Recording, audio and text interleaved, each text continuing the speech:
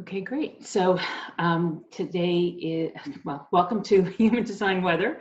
I'm Karen Flaherty from Living by Human Design, and today is Tuesday, March 31st, the last day of the month. It's been quite a month, as all of you will probably attest to. And I'm so happy today to have Kristin Shorter on with us, who is a human design specialist, specialist in parenting, and much more than I am. And I'm looking forward to hearing about how she's doing, but she's also got a website at KristinShorter.com, and it's got a course on it, which is called Mommy Hacks for Parenting, which is looks like a great course and something we could probably all benefit from. So we're looking forward today to talking about parenting, how it's affecting you these days, what we can talk about in terms of how your human design might affect that, what we can do in terms of setting priorities, boundaries, values for your children so that they feel safe and secure through this time. Because we as parents or adults may not feel quite as confident, may not feel quite as certain, but we certainly want our kids to feel confident and certain, and that there will be a great outcome to this, not just a good outcome, not just that we'll survive, but that there'll actually be a great outcome as a result of this. And so that's what we want to talk about today. It's not going to be, it's going to be pretty pragmatic, I think. Kristin is pretty pragmatic, and so am I. And so we hope there'll be a lot of really useful tips and tools for you today that you can take moving forward. So Kristin, thank you for being here. Thank you, Karen, so much for inviting me, and it's a pleasure. It's truly a pleasure. Great. So how are things going in your neck of the woods? You're in Texas, right? So here in Texas, we have we're not, the whole state is not locked down like some of the other states. There is Florida a is quarantine. Yeah, there is a quarantine until April 3rd. Then it got pushed to the end of April. And so non-essential businesses are closed and essential businesses are open, or workers who are deemed essential are open. And so it's been interesting. There's still some people there's a lot of social distancing going on. More and more people are connecting online. The internet, it's a little wonky right now. I'm not my kids aren't bringing their friends over, and they're not going to their friends. And it's just, we're just trying to keep safe, and we don't know what's going on. We don't know how bad it is or how bad it isn't. We're looking at different countries and comparing it, and it's just, everything's up in the air right now. And so our kids are also feeling this too. And to see the adults, the authority figure, the people that are their heroes, not have the answers, it kind of gets a little scary for them too.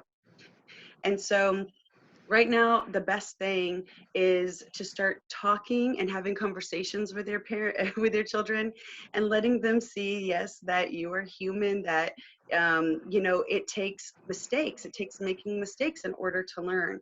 And you try to assess everything the best that you can and then go forward. But being aware of all the choices that you have, we have the choice of going out in public, social mingling, attending large gatherings, and getting sick, and what would that look like? And we also have the choice to kind of social distance, and what does that look like? And what are the benefits and cons of each? And when you talk about that, then they can kind of understand why we're doing all these things, why the whole state and the whole country, literally the whole world is kind of, most places have hit a pause button. And so it's really incredible that it's not just one country's economy being put on pause. We're all going through this together. The whole world, it's happening, and everyone's doing it in different ways. There's a lot of variety out there. And so it's very interesting, and it gives you a lot of things to talk about. And one of the things that you really want to do is allow your children to talk about things. It's so, sometimes you really, as a parent, you have to kind of catch yourself, because when you see your child getting afraid or hurt or experiencing some type of pain, we want to rush in and save the day. We don't want our children to suffer, because we know what that feels like. It hurts. We don't want that for them. But actually allowing our children to experience that and get through it is really going to support them in being healthy, functional, emotionally stable adults. And then that's something that they'll be able to pass to their children. And so it's really important that kids get to experience everything that's going on, and they have you, their parent, to talk about it with and share that with. The last thing you want them doing is kind of getting information from TV or maybe their friends who don't have the stability or the education or the information that you will have. And they also don't have your parenting values. Maybe you want to make sure that as you're going through this, you're instilling your values in your children and you're modeling that for them. Right.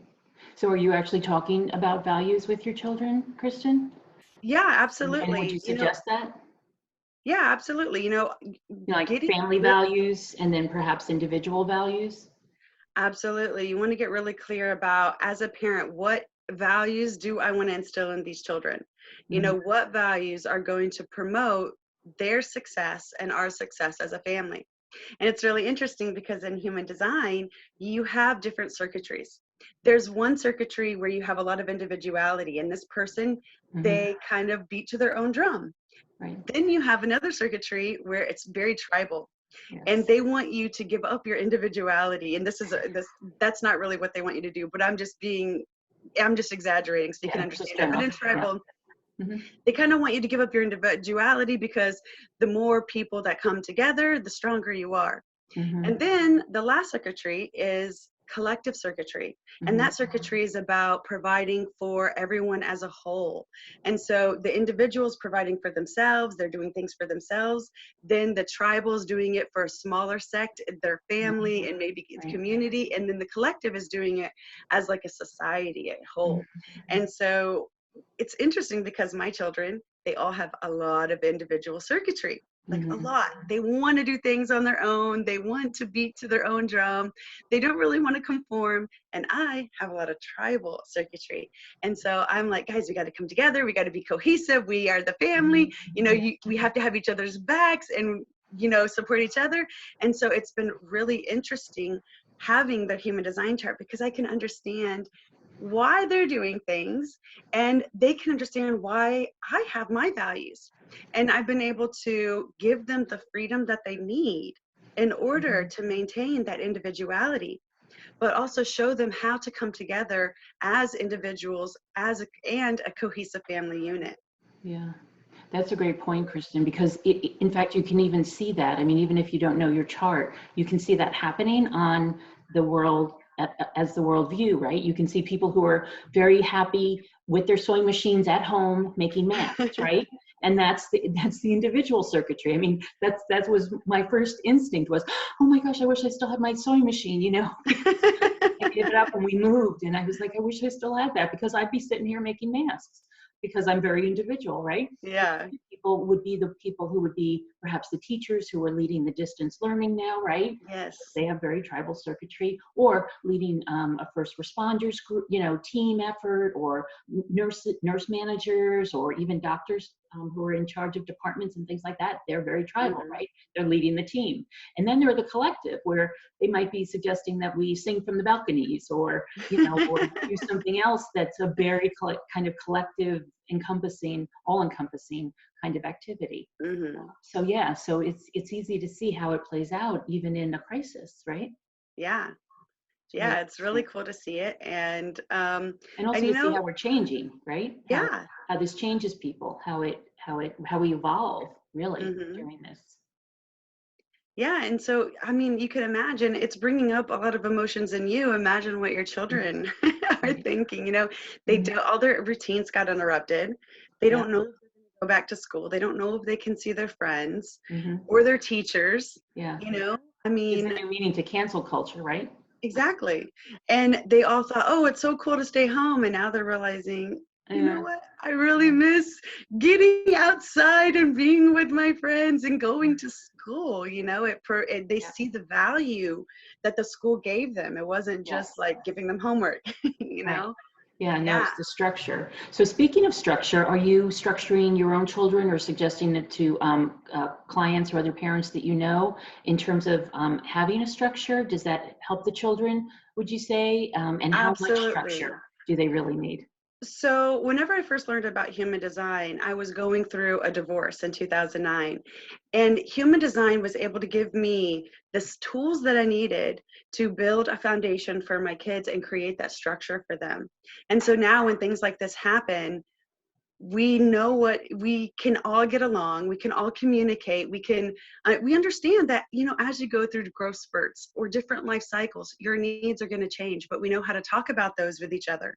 Mm-hmm. And, my daughter, she is now in college. She's 19 and she has her own apartment now. Wow. And she misses that, someone who is extremely individual, loves having her own time alone.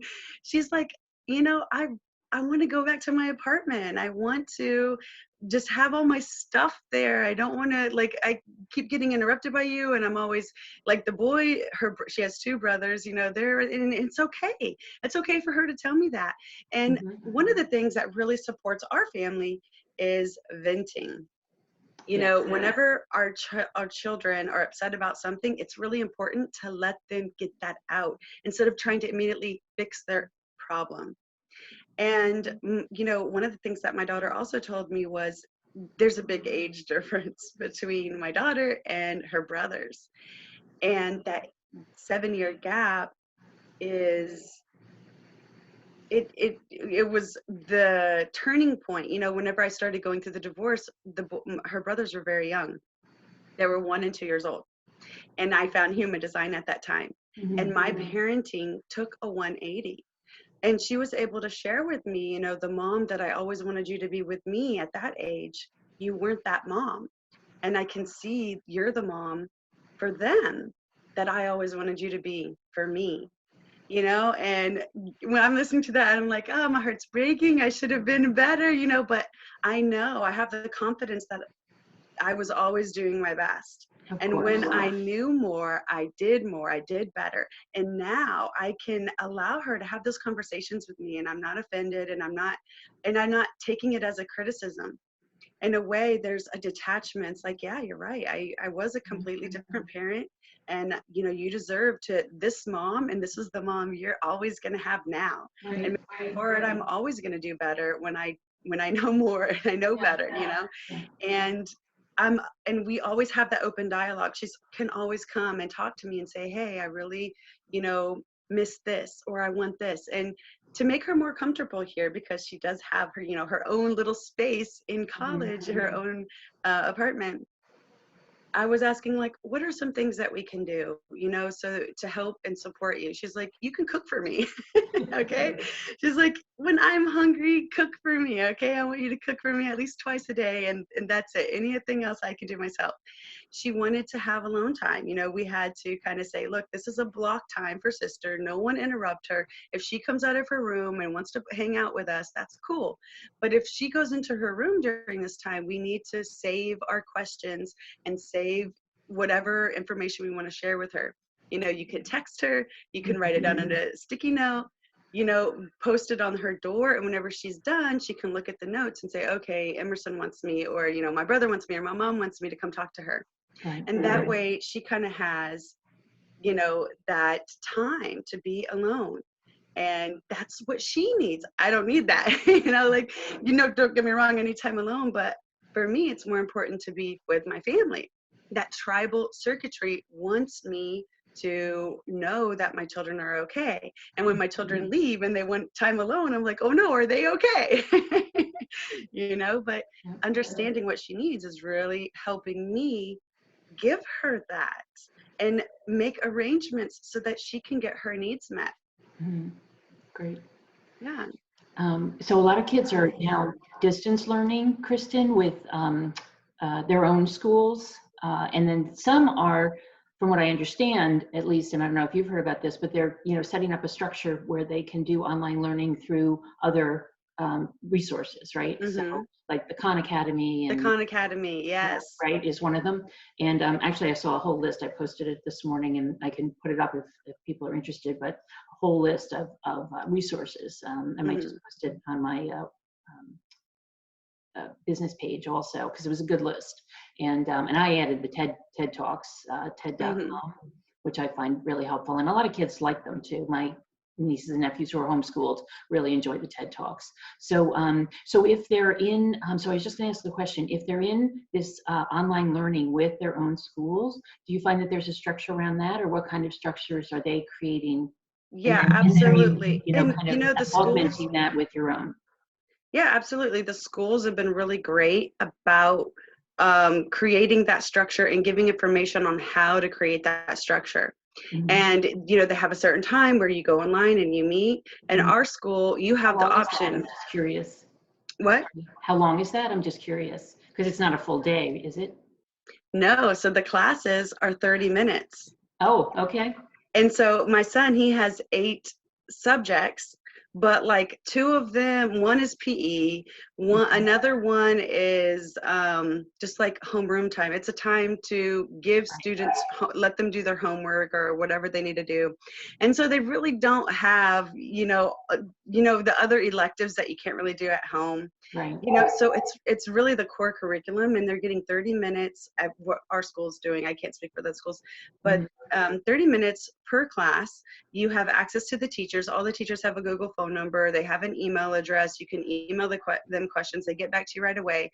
And what my son chose to do, because of the internet, he is only doing one of his classes online. It's the band class. He is in the band, and he really loves it, and he wants to do online. The other ones, we picked up paper packets, and the way you can do the paper packets is, on your own time. You can do one a day, you can do them all on the weekend, you can do them all in one day, like however you want to do it. And so he's choosing one subject a day, and his sister's helping with that, or I help him with that, or his brother, we're all helping whenever he asks. And he's setting that up for himself. Now, he does have individual circuitry, and he does have in human design the gate 5, which is someone who needs structure and routine. Okay. And he's already set that up for himself because he's already in junior high. And so he's aware of his human design, he's aware of what he needs. And so this has really been supporting him in maintaining that structure, and it helps him feel safe and secure. Like, okay, the whole world's not falling apart. It's changing, but we're still returning back to the normal, the norm in a different way. That's great. Cool. And then, that allows the for example, the parents don't have to be making the structure, right? If the children are old enough, I mean, in fact, I don't know why at 5 years old they wouldn't be able to set their own structure, right?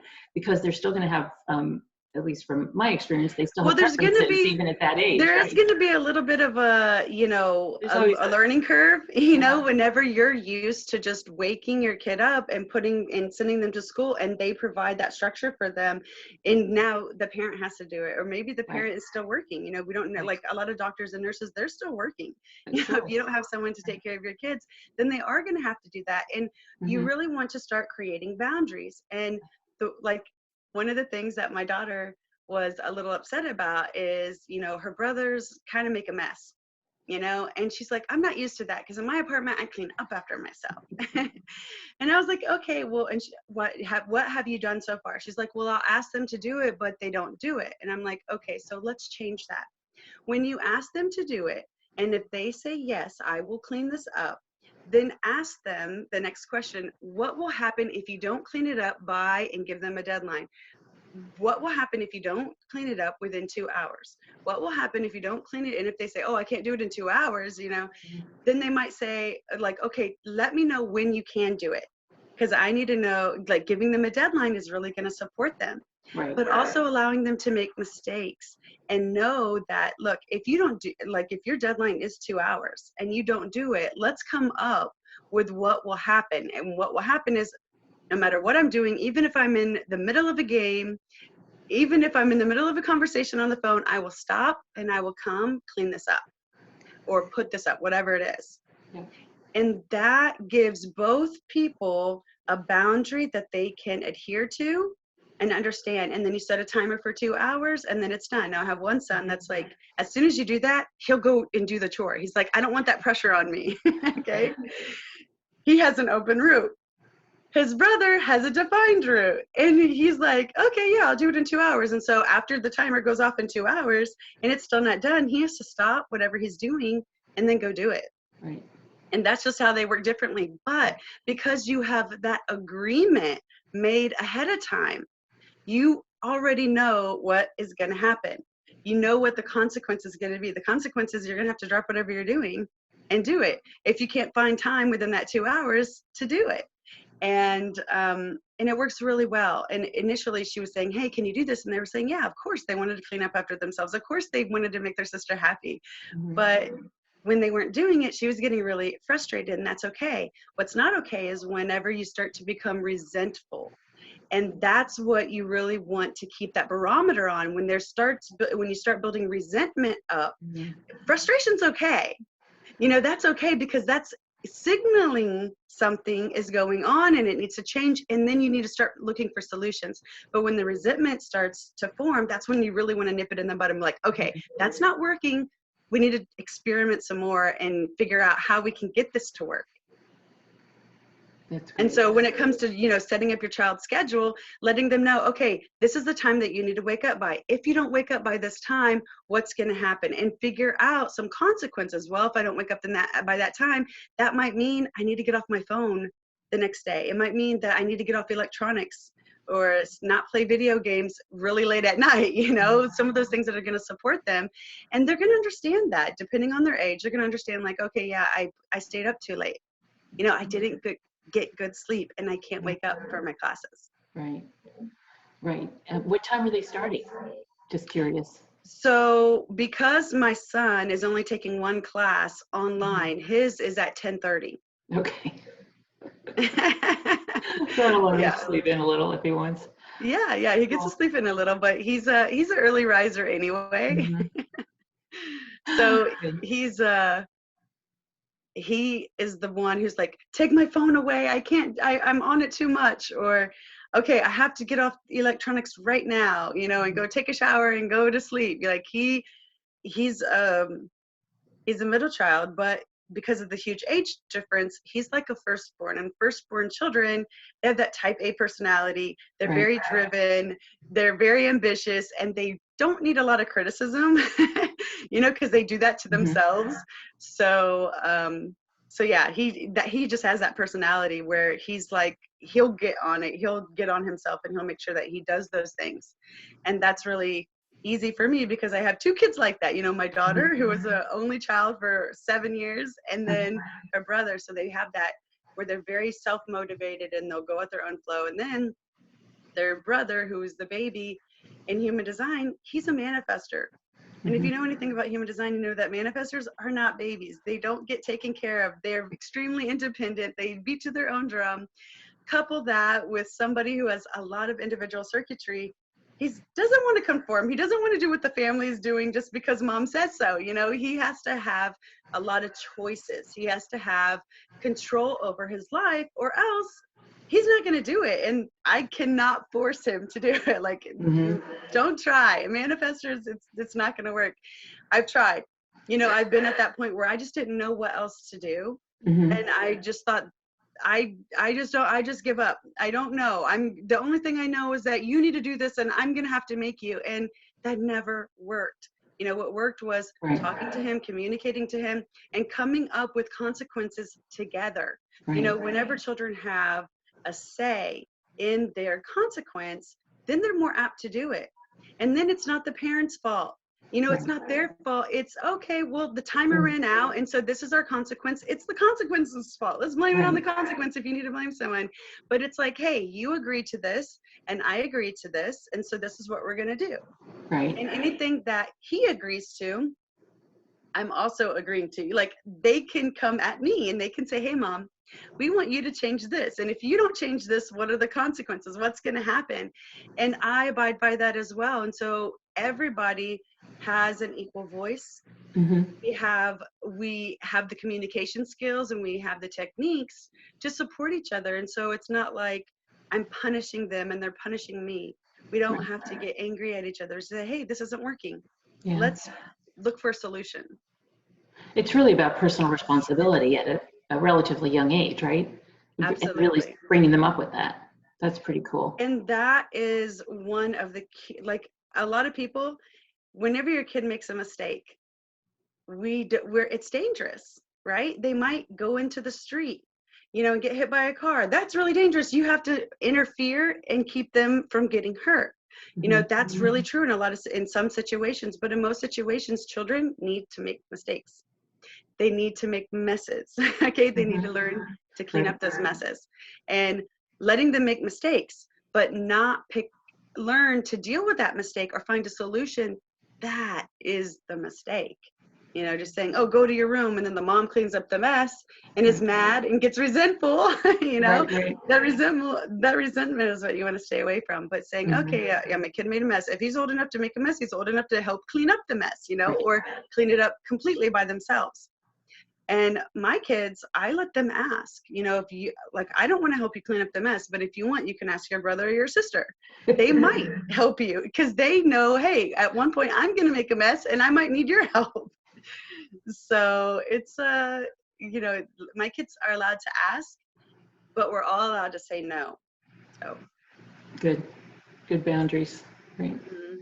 So let me ask you this, Kristin. I'm just curious if children are asking difficult questions, because I have a few clients who are, kind of wrestling with that. They're whether the parents answer or there are guidance counselors available at some of the schools. Sometimes they have social workers who are available and things like that. Yeah. I've been hearing about those circumstances from a number of parents, and the kids are asking some tough questions, like, are we going to be okay? Are we going to be safe? Are my grandparents or my mom going to get hurt in this? Are they going to get sick? What happens if you get sick? Yeah, those are some really tough questions. And I want my kids to know what I'm doing to make sure that we all stay safe. Yeah. And I'm letting them come up with ideas too. Like, what do you think we should do in order to not, get sick? Or if we get sick, what's going to happen? Start coming up with a plan, start talking about it. You may not have a plan, but you can say, okay, let's stop talking about it for today. Let's go do some research. Let's think about this. And then let's come back and connect and share our ideas. If your kids want you to wear gloves, wear the gloves, right? If they are like, hey, we don't have any face masks, so we really shouldn't go out in public. Like, yeah, you're right. We should not go out in public.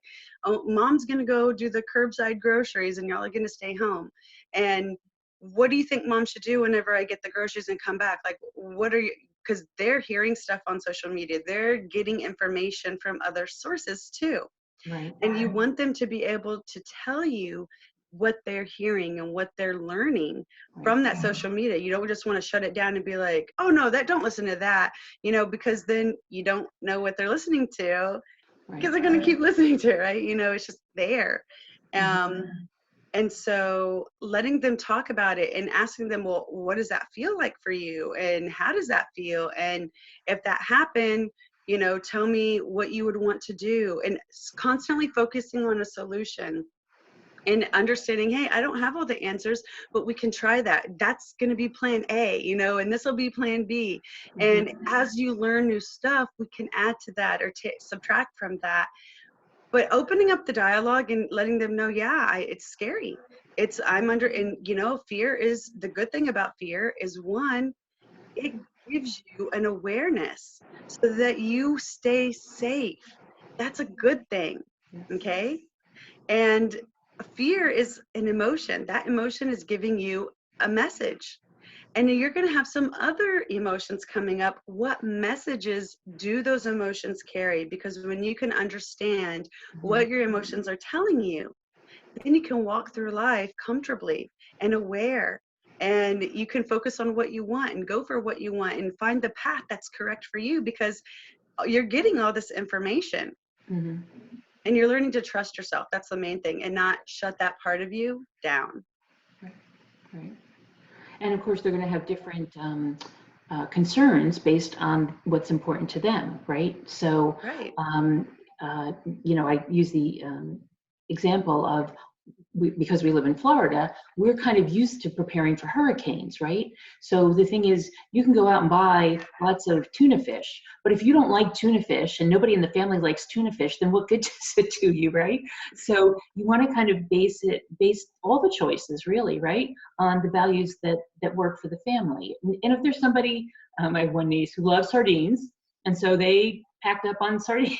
they bought loads of sardines, so she's got I plenty love sardines too. They are plenty amazing. of sardines, good protein, lots of oils, it's all good. Yeah. But the rest of the family won't eat them, so it's kind of her pile of sardines. But the thing is, you just want to do the planning and take everybody into account, right? So that all Well, that's a their good point too, because feelings. a lot of people in America go out to eat. Hmm. And when you're not working, you don't have the money to go out to eat all the time. And so now you have to start eating at home. Right. And one of the things that my daughter really wanted is for me to cook for her. That was one of the ways that I could show her that I care about her and I love her and include her in the family, and, whatever it takes, I'll do it. Right. Right. Well, the cooking was a big thing for my boys too, because over the summer they learned how to cook. Oh. And yeah, and so we couldn't find all the stuff that they liked. There's not a lot of crap food out there, candy and chips, at least I live outside of Houston, Hmm. and there's 2 grocery stores. And it is, we go on the chip aisle and there's no chips that they want to eat there. There's popcorn chips, and they're like, you know and it's kind of like a purge in a way. There's a lot of foods that there a lot of the meats initially were gone. They've come back, but we didn't have a lot of meat, so there was a lot of berries in the house, a lot of vegetables in the house. One son will eat 10 spinach leaves. I have a bullet, NutriBullet, Yeah. and so I'll make a smoothie in there, and he'll drink the smoothie with the berries in it. And so Mhm. it was introducing a lot of new things to them. They they had to eat, and Mhm. it was really difficult. And listening to them complain about that, their food not being there, I don't have a solution for that, right? But I Right. can let them vent. And I will also tell them, okay, at a certain point, we need to stop venting and we need to change our focus, because if you get stuck in a rut, that can really hurt their mindset. And as a parent, the most important thing you can do is maintain your mindset for your family. Right. It's really going to set the tone. And you Mhm. can't do that if you're not healthy, if you're not rested, if you're not, emotionally stable. Mhm. With everything coming up, you're being that rock for your children. And Right. so it's more important than ever that you make sure that you are taking care of yourself, so that you can model to them how to take care of themselves. Mhm. And during this time when they're venting, it's like, yeah, that this really sucks. I hate that. It's always fun to buy y'all little treats. Sometimes I'll buy them gum and I'll wrap it up in wrapping paper, and they just unwrap it. It's like, yay, gum, it's just something little. Right. But when you can't find stuff like that, it's hard, and they want you to go to like 5 different grocery stores, and you're like, no, I can't do that. My kids are old enough to kind of understand what's going on, Right. but it is hard. And allowing your kids to express that emotion and say, okay, let me know how much longer you need to vent on this. And if you need to continue, we need to pause it and then start again tomorrow, and set a time and allow them to say, hey, between 10 a.m. and 11 a.m., we can vent. You can complain and vent about everything that's going on, and then it needs to stop.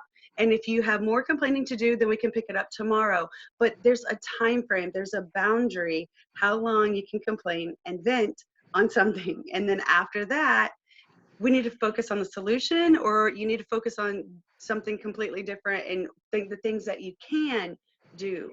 Okay, because you don't want that to kind of getting stuck in a rut to corrode their confidence and make them feel like, well, there's nothing I can do. No, there's always something you can do. Change your focus Mhm. and start there and build that confidence. And what they'll find, or at least my kids do, is when I start focusing on something else, I find solutions for that thing I was complaining about over here. And so then you can come to that. You can bring that to the table next time and start experimenting with solutions. It just takes Mhm. time. That's cool. So you were talking about self-care for the parents, which I talked about in some of my videos last week, because Mm-hmm. the sleeping and the eating and the exercise really are important for us. I think as adults, I think to stay in good health, right, and Mm-hmm.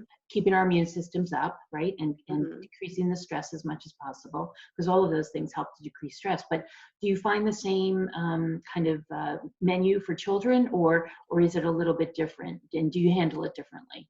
I should say. I find the same in you for kids. You know, they need to eat good, eat Mhm. healthy.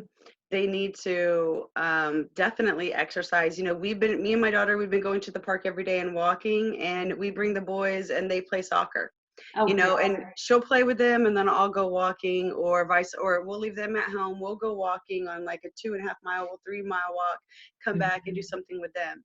But letting them be active. And so my children, I have a projector and a manifester. Well, Uh-huh. those children have open sacrals, and so they don't need that type of exercise the way that generators need every day. Well, me and my daughter were generators, so we have to get this energy out.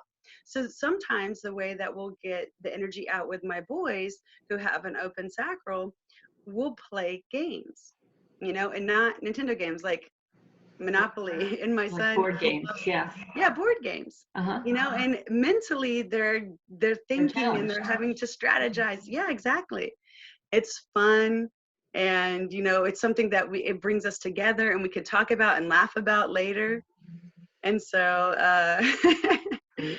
yeah, it's another way to get them active and motivated, but it also brings the family together. Right. And I've also learned some like app games and computer games that my kids are really into, and I will play that, you know, with them. And it just creates a lot of bonding and cohesiveness. They get to teach me something, which is always great for kids because that really increases their confidence when they get to teach mom, you know, or a teacher or someone something. Then it lets them stand up taller. Like, yeah, I know this. Mhm. I'm going to teach you. Cool. One thing I heard about was that that some kids are creating journals or a videography or kind of somehow documenting what's going on right now for themselves. Have you heard about that, or would you suggest that, or do you have any pointers for doing those I kinds of haven't things? heard that, but that's really cool. And my Yeah, daughter, because one it's of an the things, unusual time, right? I mean, yeah, yeah, who knows? In 20 time in years, they could write a history. book about it, right? Or Exactly, something like that. exactly. The You know, I adventures of. remember my grandma, whenever she was in Hawaii, whenever Pearl Harbor happened. Oh, And we all did important time. our history reports over that because we have this eyewitness, and she Yeah. literally lived in a cave for almost a month with other families because of everything that was going on. So they were living on the military base, Oh, and wow. they all had to move into. They had one car for like several families, and it was crazy. And that's something that if she would have had a camera, Yeah. you know, if she would have had paper to be able to write it down, she would have written a book, you know? Yeah. It was just something that you can't, when you're there, it just pours out of you. So I think that's really cool that today we have that technology that they Mhm. can do that. My daughter, I got her a journal when she was like in elementary school, and she has filled up journal after journal. She still has a journal. Even in college, I get her one, and it's really supporting because it helps her Mhm. kind of get everything out and then get Right. really clear. And I think, and she does too, that it's one of the things that kind of has supported her to be more rational, because you have these big feelings and sometimes you don't know what to do with them. You throw them on the paper, you get everything out, and then it helps you kind of clear your mind and look at someone else's points of view. It helps you empathize. But you can't do that initially, you know, whenever you have these huge emotions that you need to deal with and understand what message they're bringing to you. Yeah. And as she's learned what the messages emotions have, she has been able to, you know, understand what she's trying to tell herself, what's right for her, what's wrong for her, and how to talk about that with somebody else. Mhm. That's great. Yeah, I really like the idea of it because it's almost like what is it? There's a book about basically the art of journaling, and Cameron, I think her name is, um, and I'm sorry, I can't remember the exact name, but anyway, she talks about journaling and how important that is because it is a way to release the feelings, and then Is it the morning pages you're talking about? basically it's the idea of the morning page. Yeah, Julie Cameron. Julia Cameron. Yeah, Or Juliet Cameron, yeah, yeah. who wrote the book, yeah, yeah. So, and I read that a long time ago, and it's great, whether it's 2 or 3 pages, and it doesn't have to be in the morning. It can be whenever the kids want to do it. but you know, whether it's parents or children, it's probably a great idea during these times to kind of keep track of what we're feeling, how we're dealing with it, and how things are changing day Yeah. to day. Because I mean, if you told me on March 1st that we were going to end up like this on March 31st, I wouldn't have believed you. You know, it's complete 180 from the life that we were used to, and yet, you know, in some ways, I think it's a much more, you know, peaceful um, existence in a way. It's a lot more thoughtful. It's a lot more introspective, and you know, I think we're all coming up with new ways of being. And really, isn't that what it's about? It's about being, right? So if I'm still the same person, although I have to laugh, my phone is one of the Face ID things, Kristen, and it stopped recognizing me for some reason. So you know, I go in with the code, but I was like, this is funny. It's like it's not even the same me that it was a month ago, Mm-hmm. right? Mm-hmm. Yet we're you know, we're being and we're evolving, I think, at the same time. Yeah, And the my kids mom, are too. she's noticed how when she was growing up on Sundays, everything was closed at 6 o'clock. Like you had to get your grocery shopping in, you had to do this, you had to do that. But like after church, you would go to grandma's house, you Yeah. would eat. Her grandma would always wash. My mom has two sisters and a brother, Uh-huh. and they would always get their hair washed, and her grandma would put VO5 and oil in their hair, and they would sit in the sun and let it dry. And that was their Sunday routine. In stores, everything closed at 6 o'clock. You know, you couldn't If they go were out. open at all on Sundays. Yeah. Yeah. And now that's happening again. Like a lot of restaurants, a lot of grocery stores, they changed their hours. They're closing a lot earlier. And going out at night, it's just very quiet, peaceful. It's like initially it was eerie because it's like you're not used to it, but then you start getting used to it. My daughter and me, we have a secret place that we go to Uh-huh. that's out in nature, and we'll just drive there. We went there the other evening, and there's like a lake, body of water. We were just sitting out there talking, but it was just like so peaceful, like because it's near a freeway. We live near a freeway, and there were no cars out there. We didn't hear any sounds that we normally hear. So it's just like really interesting to see how the world's changed, and it's gotten a lot quieter. It has. It has gotten a lot quieter and apparently a lot cleaner. If you've seen Right. any of the Yeah. pictures on the internet, it's like Scared. Paris, Hong Kong, Singapore, Los Angeles, every Yeah, even air is Italy, cleaner. the Venice canals, Yeah, they saw dolphins. dolphins. Right? That's so cool. Yeah. It is. It is, and we're seeing we're surrounded. We have the ocean and the intercoastal, and we're noticing that there's a lot more animals around. There's a lot more birds. They're all coming up a little closer, you know, than they used to. The dolphins and the fish are coming in closer. Like there's some shrimp boats right off the coast, Hmm. which in a way it was good to see them back because they've been gone for a while.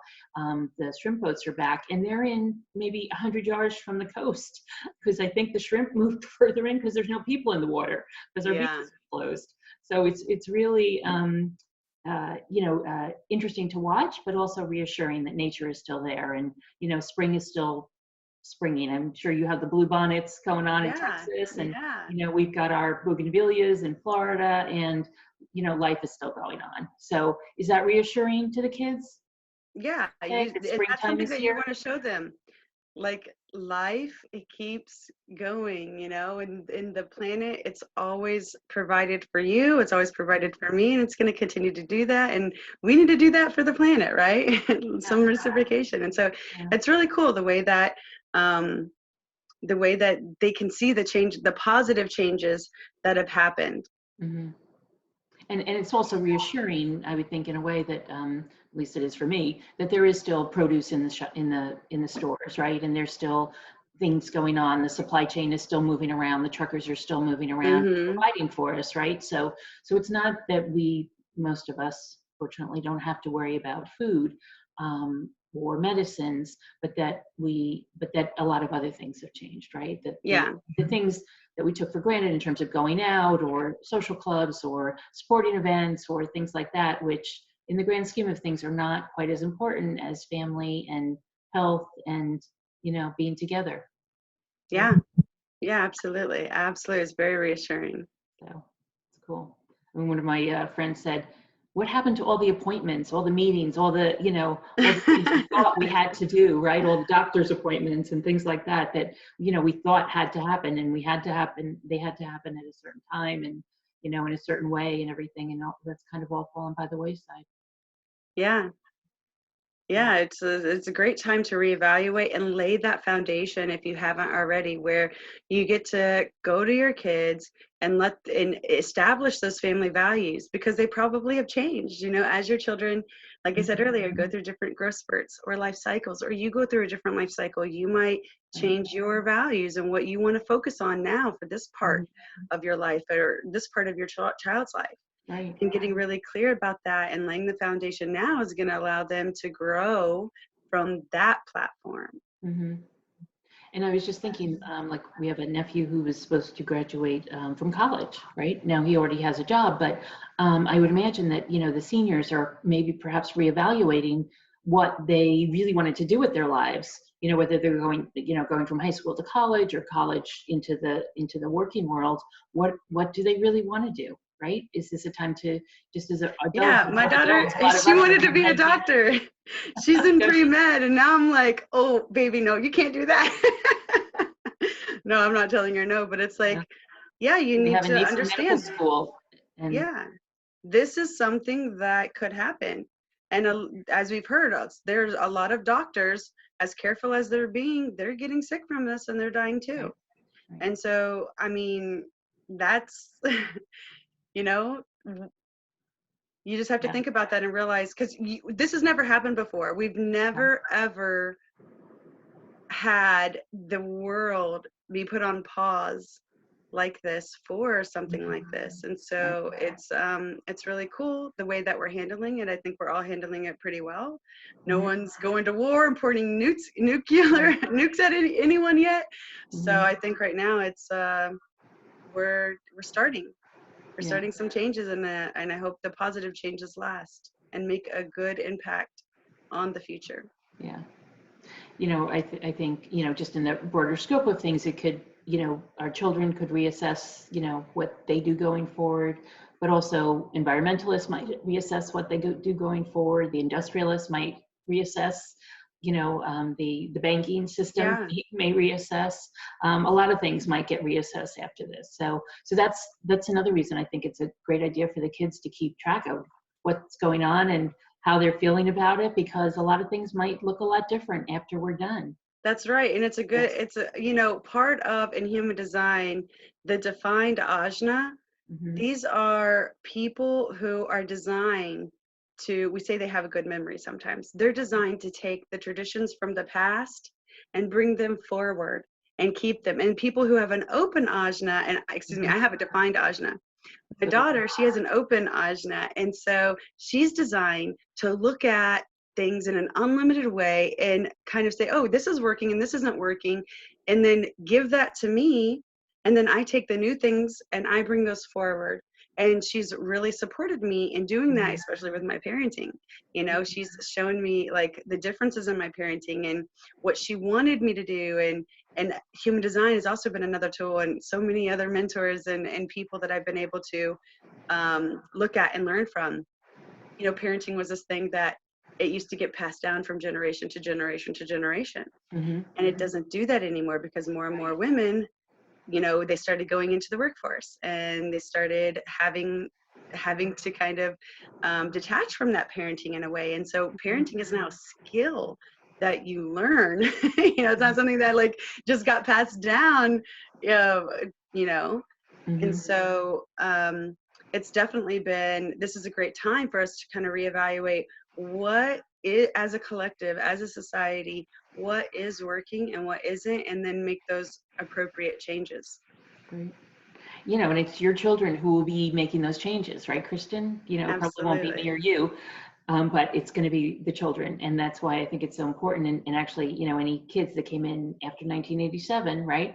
Those are the ones who are coming in a different way. It's a new type of children in a way that are, you know, much more foresighted, much more purposeful, much more, you know, inventive, and they're starting to come up with all kinds of new ways of doing things, and it's really so exciting, I think. Yeah. And this, in a way, I think will give them the opportunity that wasn't there before, right? Mm-hmm. Where the older folks didn't necessarily take their point of view as seriously, Seriously. and now Yeah. they get to be front and center, I think. Yeah. Yeah. Yeah. So I'm excited about that.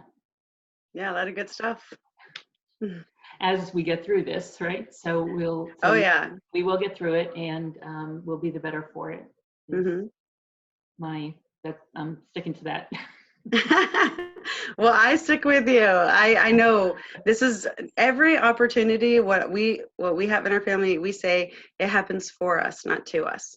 Right. And that puts things in perspective. So this is happening for us. What are we getting out of it? You know, how are we going to use this, and what new things is it bringing into our life? Yeah. And this is the time, you know, we kind of all were ready for. So this is big changes, but we're ready for it. We're stronger for it, and as you said, it's for us. So that's a great way of looking at it. And so I think on that point, we'll probably end. Thank you so much for being here. It was such a joy to talk to you. Thank you. Yes, it is always, Karen. Thanks, Kristin. All right, bye. Have a great day. You too.